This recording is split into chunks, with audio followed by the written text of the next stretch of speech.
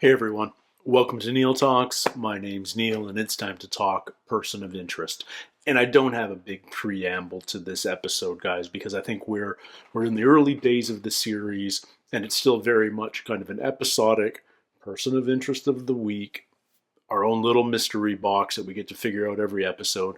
We get a little bit of through storyline with our cop who's trying to track Reese down. We've hinted at some backstory that we'll learn more about. There's a killer out there that we helped spring last episode. Well, we didn't do it, but the bank heist did. They stole some incriminating evidence.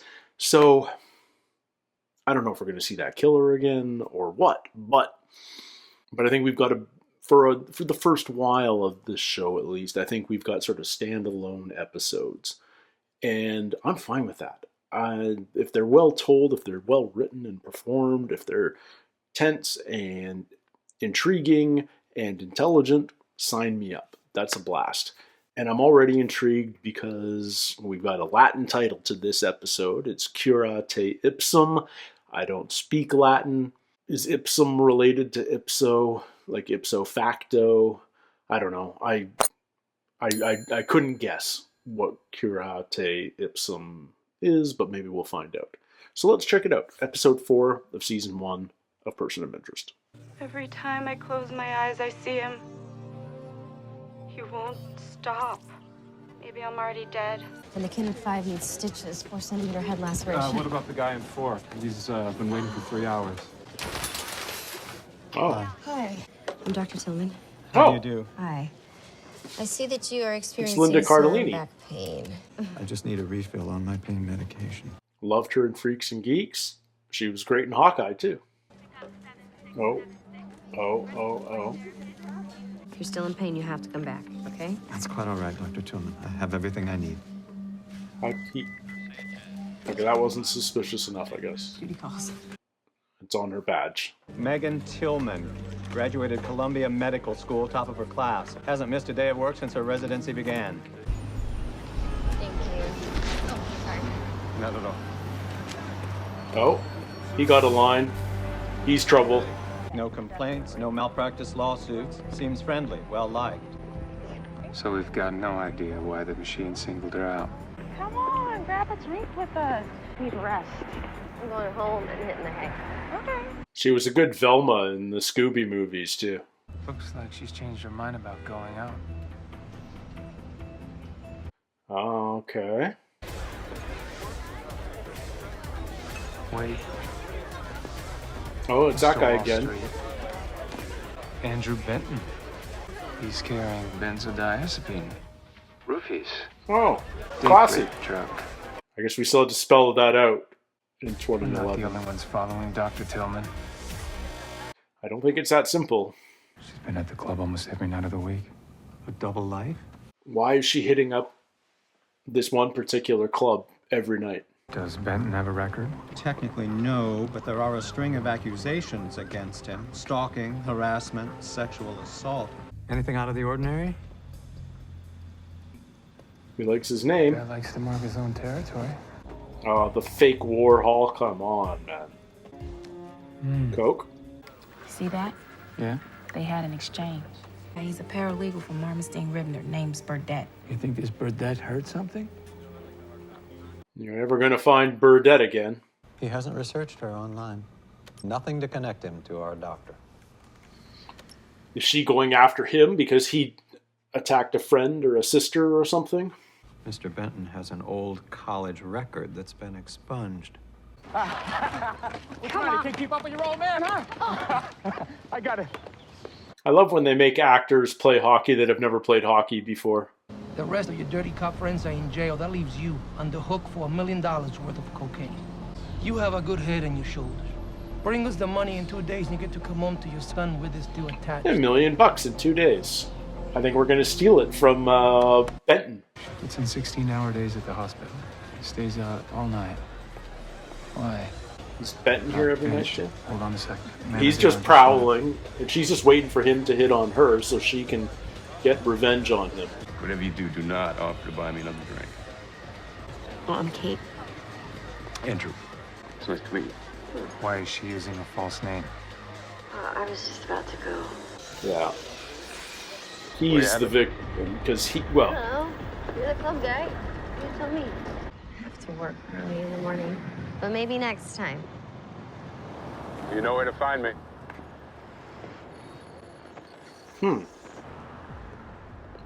She's made contact. Yeah, she's on a mission here. And that's way too close to be following her, man. She's up to something. She's got a security number, a security code. It was my fault. I know that now.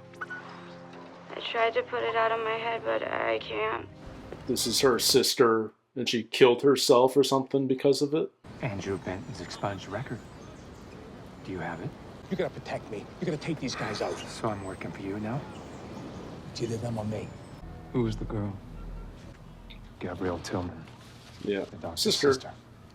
A year after the attack, Gabrielle was rushed to the ER and pronounced DOA from an overdose of antidepressants. Suicide. She committed suicide. She's going to murder Benton. The man responsible for her sister's death. He'll destroy her. Mr. Burdett? Detective Carter, I called regarding the robbery you witnessed. Can I come in? He gave his address? Were you injured during the robbery? Don't worry, I'm not gonna sue the city. Did any of the men talk to you? Not that I recall. Oh, that might be a lie. Because it looks to me like this man said something to you. He told me to stop staring at him. I asked him to let me go. I promise you, we will catch this guy. That's okay, you don't need to. Not on my account. He just smiled and said I was a real wild woman, and he would see me at work. I need this job. I can't quit. Why are you here? I lost someone very close to me. Not a day goes by I don't think about what I could have done. You know, I thought I could live with it. And then I saw him a month ago. It all came back. I'm John.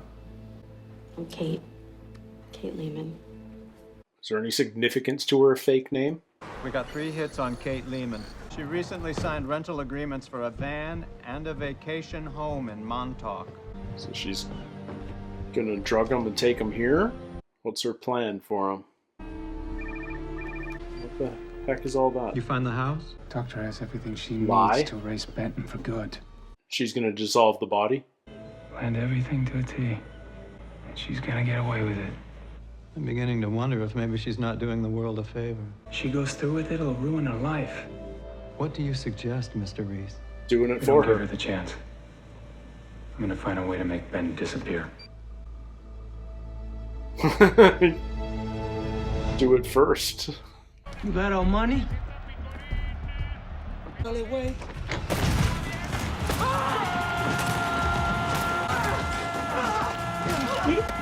All over a goal call. I love it. You're supposed to take them out. Stealing from them? If it makes you feel better, it's for a good cause.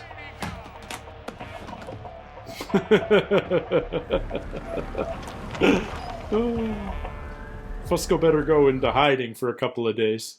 And what's the problem? No problem. We're gonna get him arrested in possession of coke. Right in front of a cop's shop. Crazy this week. Drinks are on me. He's being released. The kind of lawyers that know every loophole a piece of garbage like Benton can crawl through. You know what kind of hole you got me into? What stopped me right now from making some noise getting you arrested? I don't know. What's stopping you? I'm sorry, Meg. I should have been a better sister. Reese, Dr. Tillman's on the move. I'm on it. Whatever you do, do it quick. She's headed toward Benton's loft. Can we do this later, fellas? I'm a little bit... Uh-oh. She's already in there.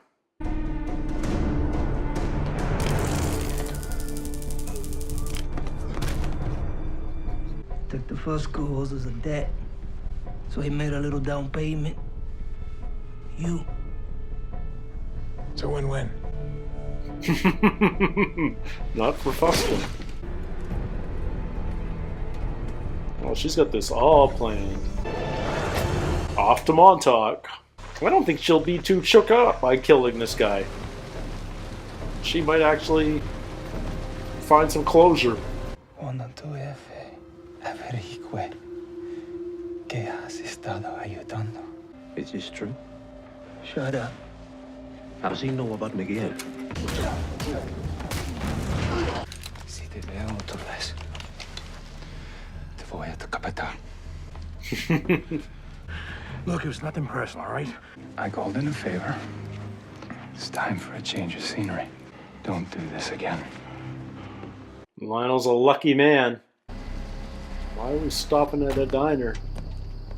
Don't leave the dude unattended. This is bad.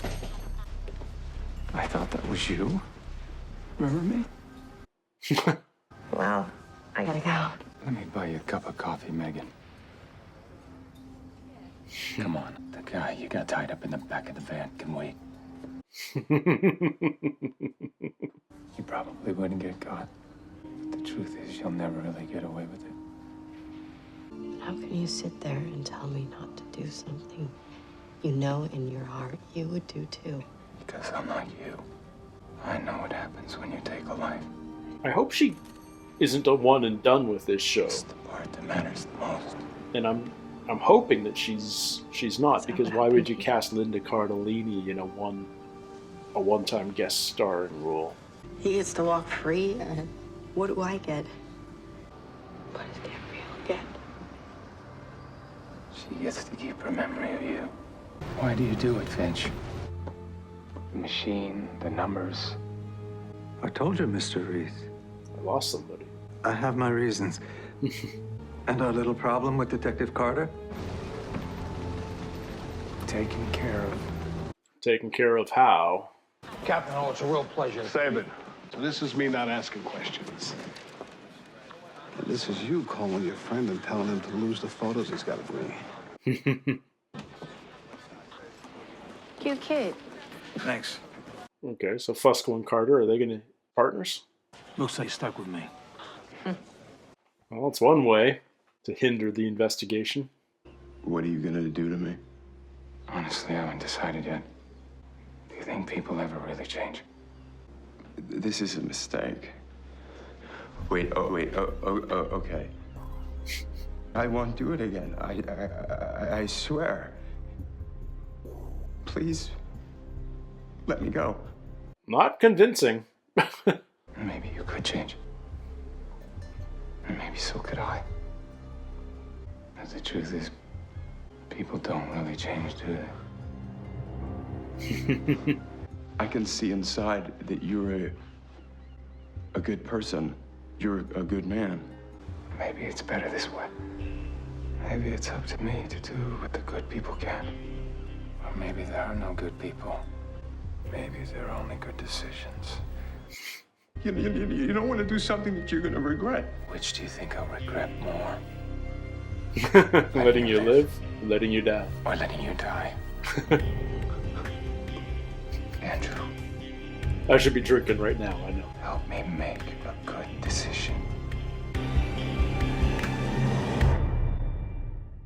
Stay tuned for scenes from our next episode. Oh, we're not going to show it. Huh. This is a fun show, and I like that we're getting into the realm of relative morality.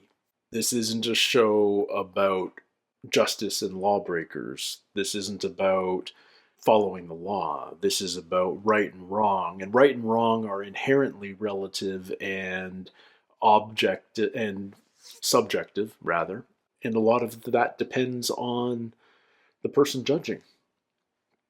I like that last episode we decided to let the one soldier who was part of the bank robbery team run away with his girlfriend to Phoenix because he was doing it for a good reason, They didn't kill him. He never killed anybody, never even hurt anyone. He was as much a victim of guilt as anything else. We let him go. That was Reese's decision. And I like in this episode, to be fair, we tried to get Benton arrested, but it didn't stick. He was out in a matter of hours. Everything tells me that he's going to die here and disappear. And I'm strangely okay with that. Obviously, part of it is the nature of the crime and the repeated nature of the crime, and everything about this guy. He's written to be pretty reprehensible and not have any real redeeming features. But this is also the nature. This is why vigilante justice appeals to people at some level, is because we know that the legal system and the police system aren't perfect, that the wrong people get punished sometimes, and the guilty people often get away with things. And wouldn't it be great if the people that deserve to be punished got punished? But again, it's all relative. It's all subjective. But this is a general sense that a lot of the public has, and therefore this is why the idea of vigilante justice is appealing in a safe format like fiction. Like if there really were vigilantes in our cities doing these things, we may look at it differently because suddenly that makes it real. But the idea of it is satisfying and almost fun, because it just feels like finally we're getting what we ought to have. So I dig that. There's every time I'm looking at Jim Caviezel now, I'm like, this guy would have made a great Bruce Wayne / Batman. He's got that vibe. He's got that energy, dark and brooding, and all about the vigilante justice. Very, very skilled, obviously. He's got that vibe. He's totally got that vibe. I like what we're setting up here. Carter continues to pursue the case. I'm surprised that she found Finch under his assumed name as this paralegal who was caught up in the robbery at the evidence lockup. It seems unnecessary for him to have been available in that false identity, but nevertheless, she found him. He found out more about her. She probably doesn't suspect him, but we've also manipulated the situation by blackmailing Carter's chief to put Fusco in as her partner. And now, presumably, he will be there to derail her investigation without arousing suspicion. So that'll be a fun dynamic to watch as these two new partners work out their whole dynamic. That'll be a lot of fun to watch. I like where that's going already. We had these two separate connections to the NYPD, and now we put them on neighboring desks. Cool. Linda Cardellini. I will have no problem admitting I fell in love with her back during Freaks and Geeks, which vastly underrated show, which never got enough episodes, got canceled way too early. It's one of those shows like Firefly, which I've also seen, that just never found an audience in time and disappeared, which is a shame because, that cast was amazing. She was at the center of it all, and she was great. I actually got to work with her in about 2002 or 3 on Scooby-Doo 2. I was a PA. Never actually spoke with her, but she was there on set. It was cool seeing her pop up on Hawkeye lately. Anyway, yeah, I'm a big fan. And here she is here. And we stop her from killing, even though I kind of really would have liked to have seen her go through with it and get away with it. Because Benton is giving off very much like American Psycho vibes, Patrick Bateman energy. And having somebody kill someone who evokes the serial killer vibe as much as this guy does is kind of fun and rewarding. But I can't help but wonder whether we're going to see her again, Linda Cardellini. her character, because it seems like a big star to bring in for a guest starring role. And maybe, like, I don't know what her career was like in 2011. Maybe she wasn't doing a whole lot else, but she's so good. She's a really, really strong actor, and it couldn't hurt to have like an ally in a doctor. Like it feels like we told her a lot. Reese really kind of opened up to her and admitted what he does, in abstract terms, but I mean also saying like, I've killed and I don't want you to kill, So he's trusting her with a lot of information about him, even though maybe not his name, for instance. But I feel like we could use her again. And the fact that we also got her interacting with Finch at the top of the episode, I feel like there's some interesting potential here. It would be cool if she became a recurring character, is all I'm saying. A highly effective doctor in the system. Maybe, like if we need to go patch ourselves up, but without getting into the system, someone to stitch you up from gunshot wounds, maybe she becomes our go-to. Who knows? Something along those lines is what I'm hoping we get to see. Anyway, yeah, I'm having a lot of fun with this show. We're still in the laying the groundwork phase. Obviously, we're only 4 episodes in. We're learning more about this world, and we're also sort of putting our chess pieces in place. It's taken this long to get our 2 cops partnered up, for instance. But we're also, the other interesting thing about the show is we're making new enemies almost every episode. This episode, it was this cartel. We know that there's dirty cops out there. Like there's a killer that may or may not be after us, the one who killed the ringleader of the bank robbery gang. So any one of these could come back at future times. I feel like we're introducing a lot of potentially recurring characters without knowing which ones are going to be one-offs and which ones are going to be more relevant to our long-term story. So that's kind of cool.